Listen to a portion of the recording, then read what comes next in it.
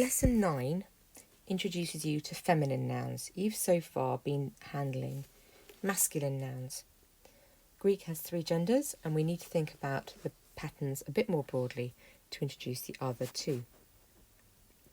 The example used here is cardia, and that means heart. Shouldn't be a difficult one. Think about cardiac and all of those words. First of all, you need to think about the form. And if you put in the article, then the form should be fairly easy. The whole article is given to you in chapter 12, but it's worth building up from now on because it will make your life a lot easier.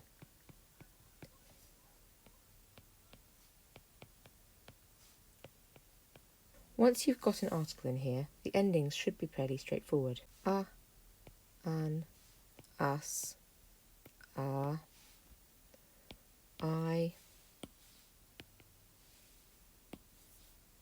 us, on, ice.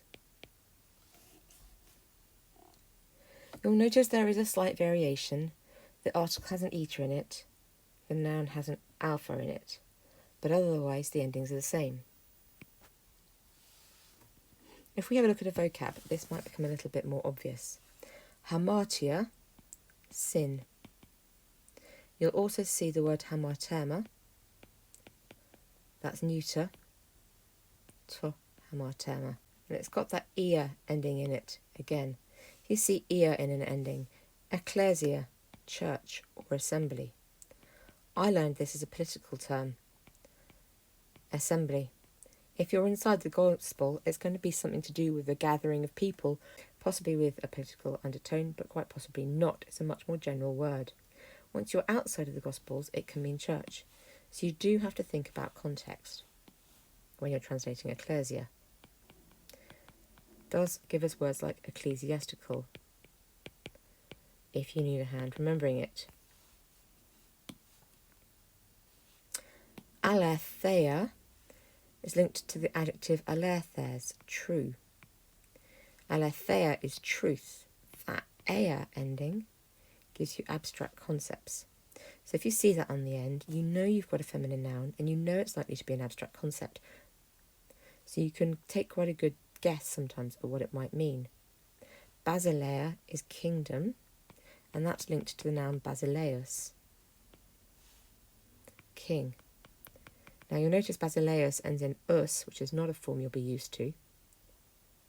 This is one of those words that predates Greek in Greece. As a word to do with political hierarchy, it's a kind of really important word that grounds you in the culture, and it has managed to maintain its existence even after Greek became established as a language. So you see in Basileus remnants of the culture that preceded Greek. We'll look at the endings of Basileus later in the book.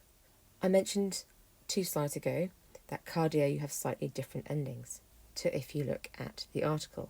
I mentioned on an earlier slide that there were different versions of the feminine. We had cardia, cardia, cardian, cardias, cardia, cardiae, cardias, cardion, cardiais. Here you see that there is an alpha all the way through the word where the article has an eta. If you take a word like archer, you now have an eta all the way through, where the article's got one, switching to an alpha where the article's got one, so it's now the same as the article. If you take the lesser,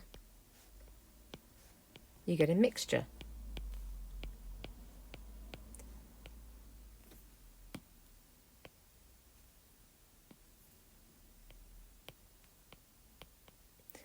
There is a rule for this.